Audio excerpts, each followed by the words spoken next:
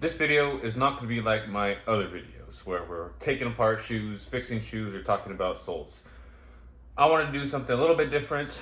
I've been seeing a lot of misinformation and hate going around with different shoe companies about the difference between a leather heel counter and a plastic heel counter. Now, it'd be super easy for me to come on here and say plastic's horrible, leather's the best, no matter what you say, and get a whole bunch of clicks and get a bunch of people riled up. But I'm simply going to come on here, give my own opinion about what the difference between a leather and a plastic heel counter, pros and cons of each one. And if you disagree with me in any way, feel free to let me know in the comments.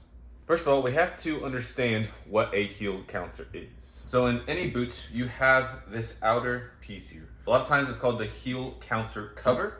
Then you also have a lining, which goes from here to here on the inside, which is the heel lining. Now, in between those two pieces of leather, you have either a leather or a plastic heel counter that serves as a stiffness to give your heel support, ankle support, and just to keep the boots upright. So which one is actually better? Now, I know everyone's initial reaction will be to the leather. In some situations, yes, the leather is better. But there are some situations where the plastic, or the thermoplastic is what it's called, heel counters do better than the leather. Now, there's a few different factors you have to consider when choosing leather or the plastic. One factor you have to consider is if you're buying a pull-on boot or a lace-up boot. You also have to consider what environments you're going to be wearing the boots in. Another thing people don't consider is that there's different levels of leather counters and different levels of plastic or thermoplastic heel counters. And then once they wear out, which one's best? Which one's better? The first thing I think we have to understand before we start judging leather versus plastic is that there's different quality levels of the leather and the different quality levels of the thermoplastic. Everybody knows there's different grades of leather. Some are better, some are weaker. It's the same thing with the thermoplastic. There's some good, there's some bad, there's kind of in between. So what I think we truly have to ask ourselves is, which one's better? The best grade of leather or the best grade of thermoplastic? So for the sake of this video, let's say there's 3 tiers of quality for leather and 3 tiers of quality for plastic. Now, if a boot company uses a level 1 or a crappy leather heel counter just to say that they have leather heel counters, me personally, I'd still prefer a level 3 plastic heel counter, because the level 3 thermoplastic is going to last a lot longer than the level 1 leather, obviously. And the opposite is true. Level 1 plastic is not going to hold up as long and as good as the level 3 leather.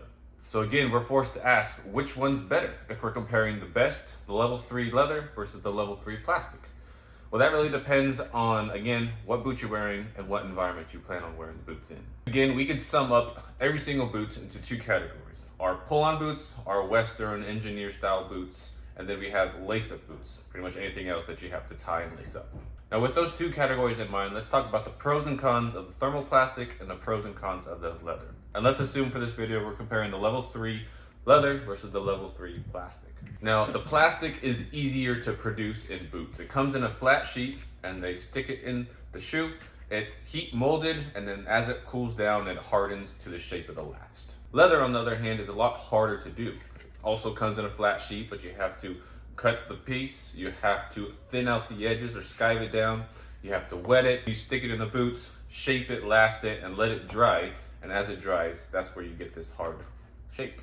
Now, the initial fit with both the leather and the plastic heel counters are about the same. Now, I have heard that doing leather heel counters when you're mass producing boots is a lot harder to get right compared to the plastic. But if you're doing custom one-off boots, then it's going to be about the same. Now, the thermoplastic holds its shape and integrity, where the leather will actually start to form around your foot and make your boots fit more like a glove. Now, in lace-up boots, the leather's a good thing. Forming around your foot, that's good, because you could always just tighten your shoes a little bit tighter every single time as your foot kind of sinks into the leather heel counter. Well, when pull-on boots, if this starts to shape and mold and stretch to your foot, you end up getting a sloppier fit as you're wearing the boots as the time goes on. So the initial fit might be good, but as you wear it, as it stretches, it'll eventually become too big and your feet will start to swim in the boots, and you'll be worried about your boots falling off, and you also wear a hole in the heel lining too. So with pull-on boots, I'm gonna stick with the plastic. I think plastic's a lot better than the leather just because of that initial fit, and it actually holds its shape long term. Versus the leather is gonna shape to your foot, like I just said, and it could produce a sloppier fit with your boots. Now, lace-up boots, I'm going leather all day. I mean, I want that leather to mold to my foot because I can just tie it tighter and then it's gonna fit a lot better. With the plastic, it's just gonna, it doesn't do that. Now, the next thing to consider is what environments you're gonna be wearing your boots in. Let's say you're walking around a lot of water, mud, dirt, stuff like that. The plastic is actually gonna hold its shape a lot longer than the leather. You gotta remember that the leather heel counters are wetted and shaped while wet. So if you get it wet again, and then you take your boots off, you don't properly dry them out, this could become misshaped, and next time you put your foot on, you're gonna have this weird indentation or whatever pressure points from the fact that the leather heel counter dried in a different spot than when you're wearing the boots. Now let's say you work in a lot of heat, hot environments in the summer, on the hot pavement and stuff like that. Plastic is heat activated. So I've had some customers bring their boots in. Instead of the heel counters, they have the plastic toe counters, which formed a bubble, and it's pushing down on their foot. The way we have to fix that is we stuff the shoe with like a paper towel or some sort of like shoe tree, and then that pushes the bubble up. We take a heat gun, we gently warm up the toe counter again, let it dry, and that bubble gets put out. Leather, you don't have to worry about that. And so what happens when they actually wear out? Because both of them wear out. The plastic does two things. One, it'll crack, and then that crack or that shard will then splinter off, and then it could be poking on the inside of your foot, making it extremely uncomfortable. Another thing it could do, and I've seen in the past, is it just completely disintegrates. And as I open it up, just crumbs and stuff are falling out of the boots, so it doesn't even offer any support at that point. Now with the leather, there's also two things it does. One, it just becomes so soft, it doesn't offer your foot any support. And two, it becomes so hard and dry that it creates these corners, these hard points, and also pushes into your foot, making them extremely uncomfortable. So there's two downsides and there's two upsides to the plastic and the leather heel counter. You kind of just have to choose the lesser of the evil based off of what you plan on using the boots for. Like I said earlier, with my lace-up boots, I prefer the leather because as long as I condition the uppers, being careful not to over-condition and over-soften the leather heel counter is going to mold to my foot. It's going to support my foot for a very long time. I don't have to worry about it falling apart. I don't have to worry about it drying and making a pinpoint or a pressure point on the inside of my boots. The leather is going to be a better fit for me. I can always lace them up tighter if I have to. Whereas if you had the plastic heel counters in the lace-up boots, that shard or that lack of support, if it just falls apart, it's a very difficult fix to go in and replace plastic heel counters, even leather heel counters. So with my lace-up boots, I'm leaning more towards the leather. And when it comes to your pull-on boots, like I said, you have to choose the lesser of the two evils based off of what you're doing in the boots. If you're working in hotter environments, sticking more towards the leather. If you're working in wet, cold environments, I'm going with the plastic.